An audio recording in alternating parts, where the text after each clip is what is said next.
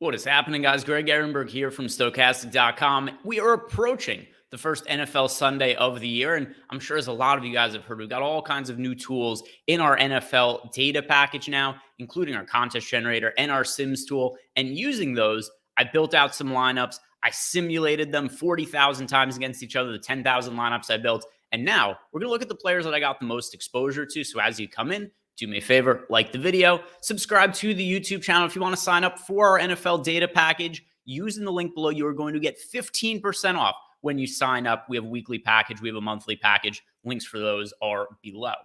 Now, let's go and look at the top 150 lineups here. So I'm going to favor the top 150.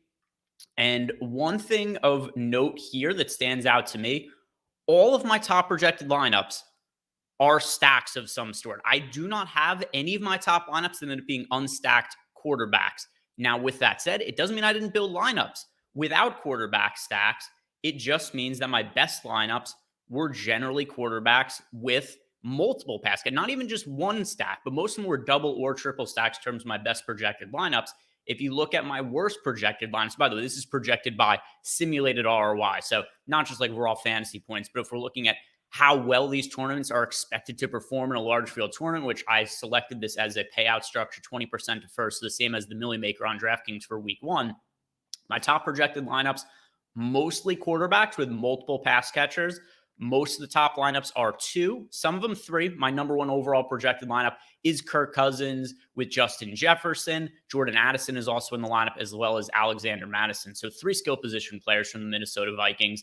And by the way, the defense in that lineup is the Commanders, and then it is rounded out with Kyle Granson, Kendrick Bourne, Calvin Ridley, and then Derrick Henry also in this lineup. But if you look at my worst ROI projected lineups for a large field tournament, a lot of these are unstacked lineups. See, here's a Bryce Young, a Geno Smith, CJ Stroud. So, different lineups that ended up being unstacked.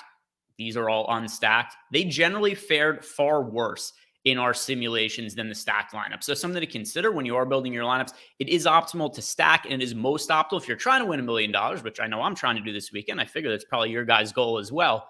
Try to build your quarterbacks in with multiple of their pass catchers. That's where you're going to optimize your odds of creating as much upside as possible.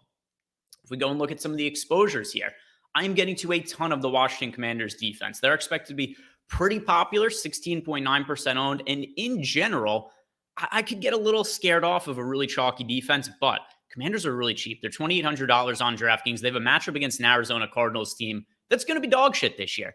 The Cardinals have Kyler Murray on the injured list to start the year, and in addition to that, they traded for Joshua Dobbs. He's going to be starting for them, and they traded from 2 weeks ago? Something like that. He's just going to be thrust into the starting role. The Cardinals are going to be terrible to start the year. So I get that the Commanders are a popular defense, but based on our sims, it does look like it's more than warranted. My most rostered, I don't know whether to call him a player, but just overall, my most rostered, I guess we have to call him player, most rostered player, Washington Commanders defense. If we go ahead and look at some of the other players I got the most exposure to, this is going to correlate a little bit with the Commanders defense. Brian Robinson at running back, he's the RB that I got the most exposure to. The wide receiver that I got to the most in my lineups here is Keenan Allen, most rostered quarterback, Justin Herbert. As far as payups here, my most rostered pay-up option is Tyreek Hill. So there is a little bit of a nice correlation here, right? Justin Herbert, Tyreek Hill, Keenan Allen, all in the same game playing against each other. And also, if you look at the top stacks tool that we have at Stokastic.com, the team that we have with the highest odds of being the top scoring stack on this slate, it is the Cincinnati Bengals, but that's followed by the Chargers and the Dolphins. So I think it makes for a really good game stack environment when two of the three teams we have as the most likely to be the top scoring stack are playing against each other. It's also a game that has a total of 50.5 points, which is a few points higher than any other game on the entire slate. So Dolphins, Chargers, I think makes for really good game stacks. As far as tight ends, Irv Smith, I'm getting to a good amount. And who else? A little more spread out at tight end, it looks like. Dalton Schultz, Hayden Hurst, and have these guys in 13 and 12% of lineups. So nothing too crazy. Fairly spread out here at tight end. Who am I underweight to in this build of lineups? Devontae Adams. We're talking about a Raiders team that could struggle a little bit going up against the Denver Broncos in week one. It seemed a little bit in flux. We'll see what they get at Jimmy Garoppolo. But we do have Devontae Adams projected for about 10% ownership. I came in underweight to the field on him.